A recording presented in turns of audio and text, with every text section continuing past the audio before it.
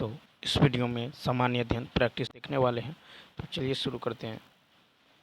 कहता है कि किसी दुकानदार द्वारा विगत 30 दिनों में औसत लाभ 450 रुपये प्रतिदिन है और 20 दिनों का औसत लाभ 20 रुपये प्रतिदिन दिन में 300 रुपये है। तो 10 दिनों में औसत लाभ क्या होगा?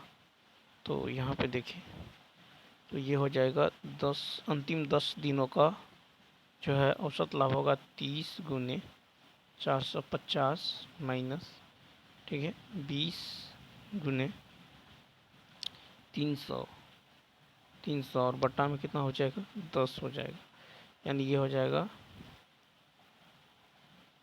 इतना माइनस 6000 बट्टा में 10, यानी 7500 बट्टा में 10, यानी कितना होगा? 750।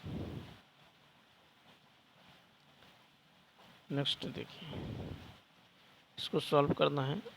तो ये हो जाएगा आपको 25, ये 25 है, 25 प्लस 20 माइनस 2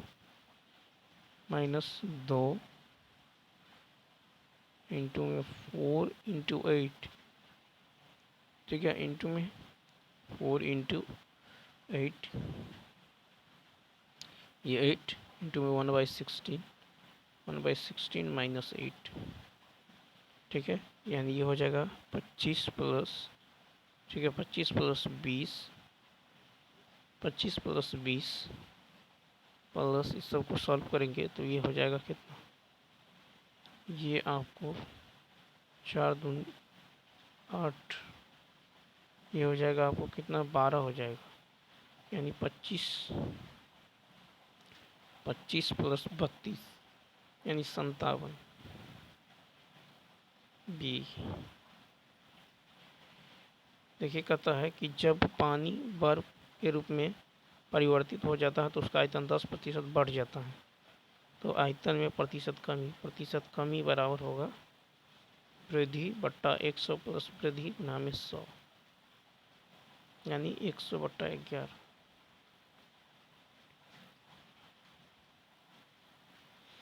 कहता है कि ए जो है किसी काम को 16 दिनों में, बी जो है उस काम को ए द्वारा लिए गए समय का 1/4, तो 16 का 1/4 करेंगे, कितना होगा? 4।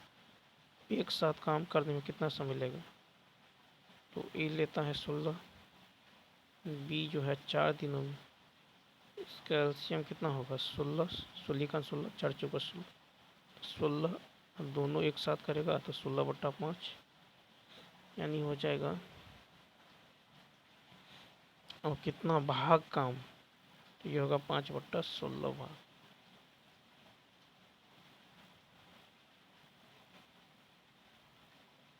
ऑप्शन नंबर, इसको सॉल्व करेंगे तो ये हो जाएगा, देखिए इसका फॉर्मेकरण करिएगा तो ये हो जाएगा √2 - 1 प्लस √3 माइनस √2, ठीक है, यानी 2 माइनस √3, इसे होते होते 10 और माइनस में √99, ठीक। तो देखिए यहाँ पे जो कटने वाला है इसको काट दीजिए, तो √2 से √2 कट जाएगा, ये कट जाएगा, तो शुरू तो ऐसे ही लास्ट वाला कट जाएगा। तो यहाँ बचा है -1, ये बचेगा +10, कितना आएगा? 9। Option number 3। देखिए, एक रेलगाड़ी प्लेटफॉर्म पर मौजूद एक व्यक्ति को 10 सेकंड में पार करता है और 260 मीटर लंबे प्लेटफॉर्म को 20 सेकंड में पार करता है। तो रेलगाड़ी की लंबाई, अब यहाँ पे देखिए, एक रेलगाड़ी तो वो अपने लंबाई को पार करेगा 10 सेकंड में। यहाँ पे जो अपनी लंबाई और प्लेटफॉर्म को पार करता है 20 सेकंड में। इसका अंतर देखिए, अंतर ले लीजिएगा तो यहाँ पे देखिए 20 में से 10 गया तो 10, तो 10 सेकंड में पार करता है कितना? 260, ठीक है। और कह रहा है रेलगाड़ी की लंबाई, ठीक है, 10 सेकंड में, और 10 सेकंड में जो पार करता है वो खुद की लंबाई, तो इसका आंसर कितना हो? तो यहाँ पे यदि आप देखें तो 260 हो जाएगा, यानी ऑप्शन नंबर ई। अब यहाँ पे देखिए क्वेश्चन मार्क की जगह क्या आएगा, तो 33 में 5 जोड़ा गया है, यहाँ भी 5 जोड़ा गया है, ठीक है। और यहाँ पे जो है कितना जोड़ा गया है, 11 जोड़ा गया है, यहाँ 11 जोड़ा गया है, 5 जोड़ा गया है, 5 जोड़ा गया है, 11 जोड़ा गया है, फिर 11 11 जोड़िएगा तो 7 8 1 9 97।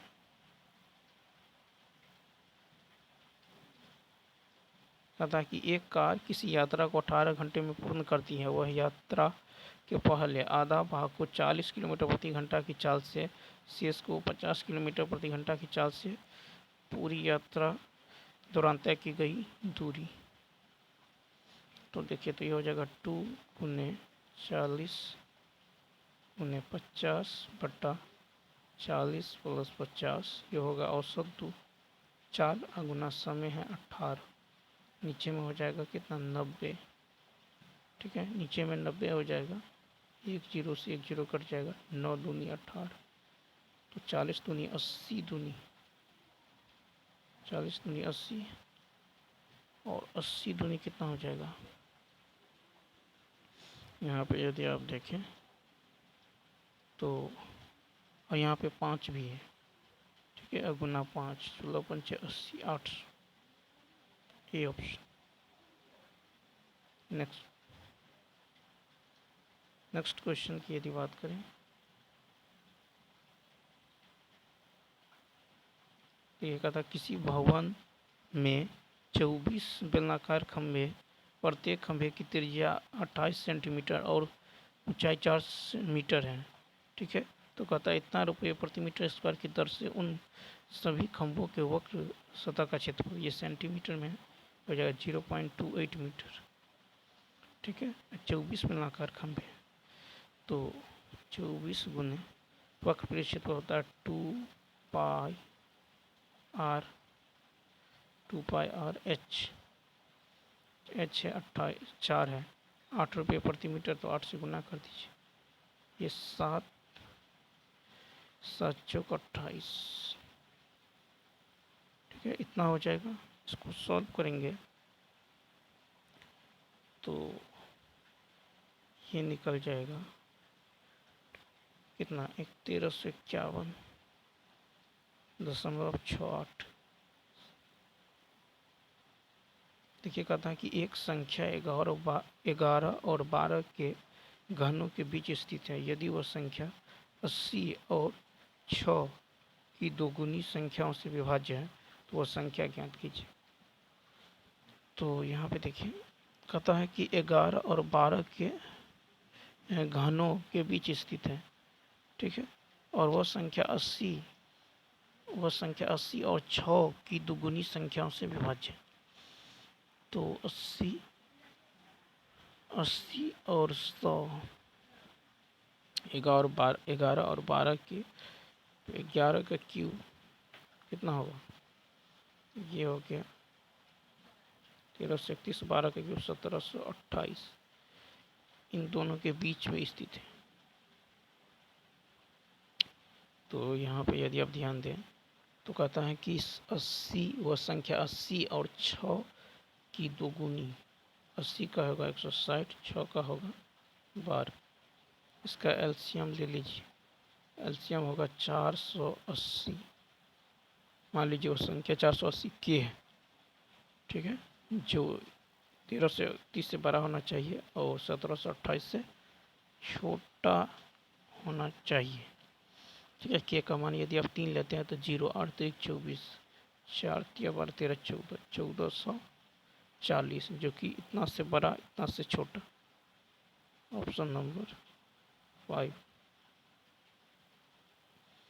तथा जोग जलप्रपात भारत का सबसे ऊंचा जलप्रपात है, जिसे अन्य किस नाम से जाना जाता है, तो तीसरा ऑप्शन गरशोपा। तो देखिए जोग जलप्रपात को गरशोपा के नाम से भी जाना जाता है, जो कर्नाटक के शिमोगा जिले के सागर तालुक के पास पश्चिमी घाट में स्थित शरावती नदी पर स्थित है। एक झरना या जलप्रपात है। यह भारत का दूसरा सबसे ऊंचा जलप्रपात है। कुंचिकल जलप्रपात जो कि 455 मीटर ऊंचा है, भारत का सबसे ऊंचा जलप्रपात है। यह कर्नाटक के वाराही नदी के किनारे स्थित है। कहता है कि बांस, भूज, साल, स्प्रूस और शीशम प्रकार के वनों में पाए जाते हैं शीतोष्ण पर्णपाती। तो शीतोष्ण पर्णपाती वन जो है शीत एवं उष्मा वाले क्षेत्रों में पाए जाते हैं। वे शुष्क मौसम में अपने पत्ते गिराते हैं। वहीं वहाँ के सामान्य पेड़ जो है ओक, बांस, भूज, स्प्रूस आदि। राष्ट्रीय राजमार्ग विकास परियोजना के अंतर्गत विकसित किया जाने वाला पूर्व पश्चिम कॉरिडोर कहाँ से कहाँ तक है? तो ये है सिलचर से पोरबंदर। तो उत्तर दक्षिण गलियारा जो है श्रीनगर से कन्याकुमारी 4000 किलोमीटर से जोड़ता है एवं पूर्व से पश्चिम जो गलियारा है ये सिलचर से पोरबंदर को यानी 3300 किलोमीटर से जोड़ता है। कहता है कि कौशल, अंग, काशी और वज्जी संघ संबंधित थे ये 16 महाजनपद। तो बौद्ध धर्म ग्रंथ अंगुत्तर निकाय एवं जैन ग्रंथ जो भगवती सूत्र भारत में 6ठी शताब्दी ईसा पूर्व की शुरुआत में 16 महान राज्यों का महाजनपद का उल्लेख है। इसमें काशी, कौशल, अंग, मगध, वज्जी, मल, चेदी, वत्स, पांचाल, मत्स्य, सूरसेन, ठीक है, उसका अवंती, गंधार एवं कंबोज शामिल है। कहता है पुलित्जर पुरस्कार किसके द्वारा प्रदान किया जाता है? ये कोलंबिया विश्वविद्यालय न्यूयॉर्क। पुलित्जर पुरस्कार अमेरिकी पत्रकारिता है, पत्र व संगीत में उत्कृष्ट सार्वजनिक जो है सेवा एवं उपलब्धि हेतु प्रदान किया जाता है। यह एक जो है समाचार पत्र के प्रकाशक जोसेफ पुलित्जर के नाम से दिया जाता है, जिन्होंने एक पत्रकारिता स्कूल शुरू करने एवं पुरस्कार स्थापित करने के लिए कोलंबिया विश्वविद्यालय न्यूयॉर्क को अपनी जो है वसीयत में पैसा दिया था। ठीक है, इस पुरस्कार की स्थापना 1917 में की गई थी। कौन आग्नेय चट्टान है? तो डोलोमाइट। तो आग्नेय चट्टान ग्रीक शब्द से आग के लिए यानी गर्म पिघली हुई चट्टान जैसे मैग्मा के क्रिस्टल ये वो जमने पर बनती है। डोलोमाइट चट्टान को 50% से अधिक खनिज डोलोमाइट से जो है बना तलछटी जो है कार्बोनेट चट्टान के रूप में परिभाषित किया गया। 1919 में अखिल भारतीय खिलाफत आंदोलन का आयोजन कहाँ किया गया? 47 का फर्स्ट दिल्ली। 1919 के आरंभ में अली बंधुओं शौकत अली एवं मोहम्मद अली, मौलाना अबुल कलाम आज़ाद, ठीक है, अजमल खान एवं हसरत मोहानी के नेतृत्व में अखिल भारतीय खिलाफत समिति का गठन किया गया था, क्योंकि ब्रिटिश सरकार को तुर्की के प्रति अपना दृष्टिकोण बदलने के लिए मजबूर किया जा सके। नवंबर 1919 में दिल्ली के एक अखिल भारतीय खिलाफत सम्मेलन आयोजित किया गया था एवं ब्रिटिश वस्तुओं के बहिष्कार का आह्वान किया गया था। कहता है कि दो हड्डियों के बीच पाए जाने वाले स्नेहक द्रव क्या है? तो दो हड्डियों के बीच तो देखिए मानव शरीर के प्रत्येक जोड़े में श्लेष द्रव यानी साइनोवियल फ्लूइड होता है। ठीक है, यह एक गाढ़ा द्रव है जो जोड़ को चिकनाई देता है एवं चलने में सहायता करता है। कहता है कि मिशन शक्ति संबंधित है। तो यह है भारत का एंटी सैटेलाइट हथियार का प्रथम परीक्षण। रक्षा अनुसंधान एवं विकास संगठन DRDO ने भारत का पहला एंटी सैटेलाइट यानी एसेट मिसाइल परीक्षण जो है मिशन शक्ति का सफलतापूर्वक संचालन किया गया था। इसे 27 मार्च 2019 को ओडिशा के डॉक्टर APJ अब्दुल कलाम द्वीप से लॉन्च किया गया था। इंटरसेप्टर मिसाइल 2 ठोस रॉकेट बूस्टर वाली 3 चरणों वाली मिसाइल है। कहता है कि अप्रैल 1929 में किसने केंद्रीय असेंबली में बम फेंका था? तो यहाँ पे देखिए इसका राइट आंसर होगा फर्स्ट बटुकेश्वर दत्त और भगत सिंह। 8 अप्रैल 1929 को क्रांतिकारी भगत सिंह एवं बटुकेश्वर दत्त ने दिल्ली में जो केंद्रीय विधानसभा पर बम फेंका। ठीक है, बम फेंकने का उद्देश्य किसी को नुकसान पहुंचाना नहीं था, बल्कि दो दमनकारी विधेयकों, सार्वजनिक सुरक्षा विधेयक एवं व्यापार विवाद विधेयक के पारित होने का विरोध करना था। भारत में विधवा पुनर्विवाह अधिनियम किसने पारित किया? तो देखिए हिंदू विधवा पुनर्विवाह अधिनियम 1856 ने 16 जुलाई 1856 को हिंदू विधवाओं के पुनर्विवाह को जो विधिमान्य कर दिया। उस समय भारत के गवर्नर जनरल लॉर्ड कैनिंग थे। समाज सुधारक ईश्वर चंद्र विद्यासागर और अथक प्रयासों के कारण अधिनियम को अधिनियमित किया गया। सुभाष चंद्र बोस ने स्वतंत्र भारत के लिए अंतिम सरकार का गठन कहाँ किया? तो ये सिंगापुर। 21 अक्टूबर 1943 को सुभाष चंद्र बोस ने सिंगापुर में आज़ाद हिंद की अंतिम सरकार के गठन की घोषणा की, जिसमें स्वयं राज्य के प्रमुख प्रधानमंत्री एवं युद्ध मंत्री थे। उन्होंने इंडियन इंडिपेंडेंस लीग का अध्यक्ष एवं INA का नेता बनाया गया था, जिसे लोकप्रिय रूप से आज़ाद हिंद फौज कहा जाता। भारत के पूर्वी तट में ज़्यादातर किस प्रकार की मिट्टी पाई जाती है? जलोढ़। तो जलोढ़ मिट्टी पूर्वी तट के नदी डेल्टा में पाई जाती है। यह मिट्टी विशेष रूप से महानदी गोदावरी, कृष्णा, कावेरी नदी द्वारा बनाए गए डेल्टा में पाई जाती है। जलोढ़ मिट्टी का निर्माण नदियों द्वारा अपने प्रवाह के दौरान ऊपरी प्रवाह से निचले मार्गों को और किए गए निक्षेपों में होता है।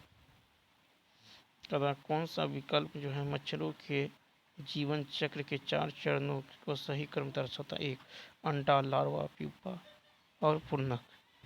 तो मच्छर अपने जीवन चक्र के दौरान 4 अलग अलग चरणों में पूरी तरह से जीवन चक्र से गुजरते हैं। जिससे पहले अंडा, ठीक है, फिर लार्वा, ठीक है, अंडा, उसके बाद लार्वा, उसके बाद प्यूपा, उसके बाद वयस्क।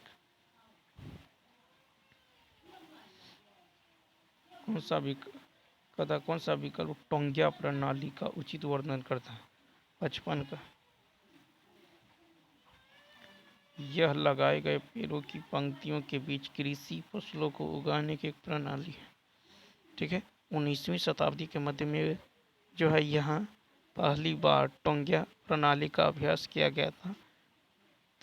ताउंगा म्यांमार में स्थित एक पहाड़ी है और या का अर्थ है खेती। ठीक है, यह एक ऐसी प्रणाली है जिसके द्वारा ग्रामीणों एवं कभी कभी वन बागान श्रमिकों को वन रोपण स्थापना के प्रारंभिक चरणों के दौरान कृषि फसलों की खेती करने का अधिकार दिया जाता है। नेक्स्ट क्वेश्चन है, आवर्त सारणी में किसी समूह में नीचे जाने पर कौन सा गुण नहीं बदलता है? तो ये संयोजकता। तो संयोजकता किसी परमाणु के सबसे बाहरी कक्षा में उपस्थित इलेक्ट्रॉनों की संख्या पर निर्भर करती है। आवर्त सारणी में किसी आवर्त में संयोजकता पहले बढ़ती है और फिर घटती है। समूह से नीचे जाने से कोई परिवर्तन नहीं होता। तथा गठिया जोड़ों में दर्द और पैर की बीमारी से पीड़ित हाथियों के लिए हाइड्रोथेरेपी उपचार केंद्र वाटर क्लिनिक खाली स्थान में है। तो यह है मथुरा में। तो भारत सरकार ने उत्तर प्रदेश के मथुरा में जो एक वन्यजीव SOS जो हाथी अस्पताल में गठिया जोड़ों के दर्द एवं पैर की बीमारियों से पीड़ित हाथियों के लिए अपना पहला विशेष जो हाइड्रोथेरेपी उपचार केंद्र खोला है। हाइड्रोथेरेपी पुरानी मांसपेशियों के दर्द राहत देने के लिए साथ साथ मांसपेशियों की जो है याददाश्त को उसके प्राकृतिक प्रतिरोध के साथ पुनर्निर्माण करने की मदद में करती है। पूना समझौता का संबंध किससे है? तो पिछड़े वर्ग के लिए चुनावी के आरक्षण। तो 1932 में भी आर अम्बेडकर ने महात्मा गांधी के साथ पुनः समझौता पर बातचीत की है। पुनः पैक्ट की पृष्ठभूमि अगस्त 1932 का सांप्रदायिक अधिनिर्णय था, जिसने दलित वर्गों के लिए एक अलग जो निर्वाचक मंडल प्रदान किया।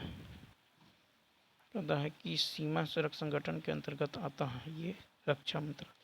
तो 2015 से रक्षा मंत्रालय के नियंत्रण में कार्य करते हुए सीमा सड़क संगठन PRO देश के सीमावर्ती क्षेत्रों में कठिन व दुर्गम क्षेत्रों को कनेक्टिविटी प्रदान करने हेतु सड़क निर्माण में लगा हुआ।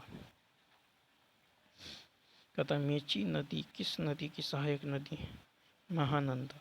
मेची नदी नेपाल एक भारत से होकर बहने वाली एक सीमा पार नदी है, जब वह महानंदा नदी की एक सहायक नदी। कहता है कि विकल्पों में से दी गई शैलियों में से कौन सी उसे संबंध राज्य के साथ सम्मिलित है? 61 का हो जाएगा तीसरा, गौर छत्तीसगढ़। छत्तीसगढ़ के बस्तर के पठार में गौर मारिया नृत्य किया जाता है। यह विवाह के अवसर पर किया जाता है। माना जाता है कि अन्य नृत्यों की तुलना में अधिक आनंद के साथ किया जाता है। पर्यावरण की रक्षा के लिए पहला आधिकारिक अंतर्राष्ट्रीय कदम कौन सा था? 62 का होगा तीसरा ऑप्शन, यानी स्टॉकहोम सम्मेलन।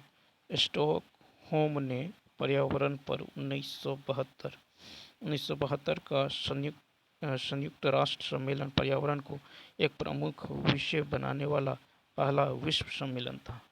सम्मेलन के परिणाम स्वरूप इन चिंताओं के लिए एक प्रबंध निकाय का गठन भी हुआ था, जिसे बाद में संयुक्त राष्ट्र पर्यावरण सम्मेलन UNEP कहा गया। कहता है कि पुरानी किताबों में पन्नों के भरे होने की प्रक्रिया को खालिस्तान कहा जाता है। तीसरा ऑप्शन। तो देखिए, फॉक्सिंग एक शब्द है जो पुराने कागज के दस्तावेजों या उम्र से संबंधित धब्बे एवं भूरे रंग का वर्णन करता है। कागज मुख्य रूप से सफ़ेद सेलुलोज से बना होता है, लेकिन इसमें लकड़ी में उपस्थित जो है लिग्निन भी होता है, जो हवा एवं सूरज की रोशनी के संपर्क में आने पर कागज को पीला या भूरा कर देता है। तथा धर्म सभा का संस्थापक कौन था? तो ये था राधाकांत देव। धर्म सभा का गठन 1830 में कलकत्ता में राधाकांत देव ने किया था। इस संगठन की स्थापना मुख्य रूप से राजा राम मोहन राय एवं हेनरी डेरेजियो जैसे नायक के नेतृत्व में चल रहे सामाजिक सुधार आंदोलनों का जो सामना करने हेतु की गई। कहता कि महंगी दुर्लभ मुद्रा से तात्पर्य उस धन से है जिससे खालिस्तान के कारण यह प्राप्त करना कठिन है। 65 का हो जाएगा दूसरा ऑप्शन, यानी ब्याज की उच्च दर। ठीक है।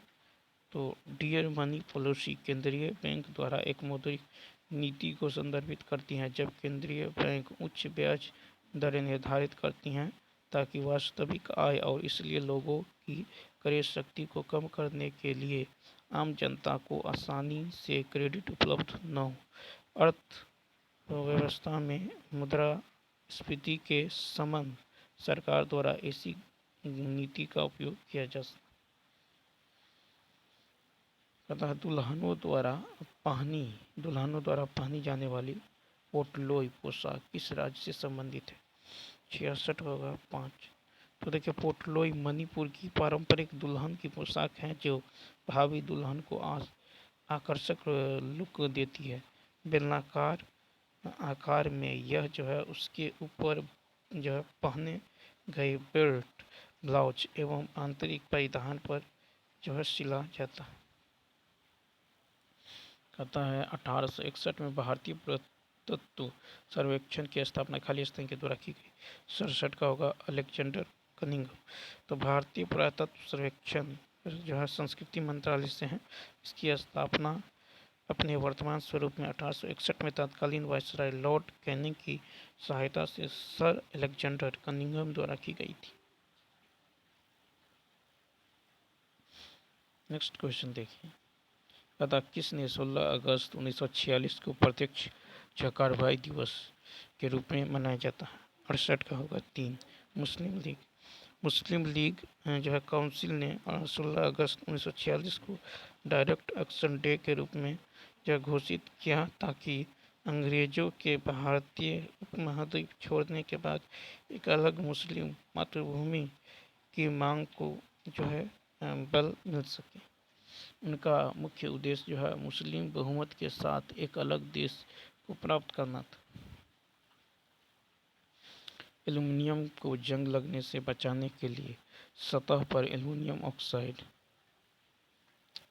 ऑक्साइड की एक मोटी परत के निर्माण की प्रक्रिया कहलाती है। तो ये हो जाएगा आपको एनोडीकरण। एनोडाइजिंग एक विद्युत रासायनिक प्रक्रिया है जो धातु की सतह को एक सजावटी, टिकाऊ, संक्षारण प्रतिरोधी एनोडिक ऑक्साइड फिनिशिंग में परिवर्तित करती है। कहता है कि ब्रेड को फुलाने के लिए कौन सी सामग्री मिलाई जाती है? तो देखिए यीस्ट, खमीर यानी यीस्ट का उपयोग ब्रेड फुलाने के लिए किया जाता है। यीस्ट कोशिकाओं और कार्बन डाइऑक्साइड गैस का उत्पादन करने हेतु आटे में शर्करा एवं ऑक्सीजन का उपयोग करता है। तो चलिए दोस्तों, इस वीडियो में इतना ही। यदि यह वीडियो अच्छा लगा हो तो लाइक, शेयर और सब्सक्राइब करना न भूलें। Thanks for watching.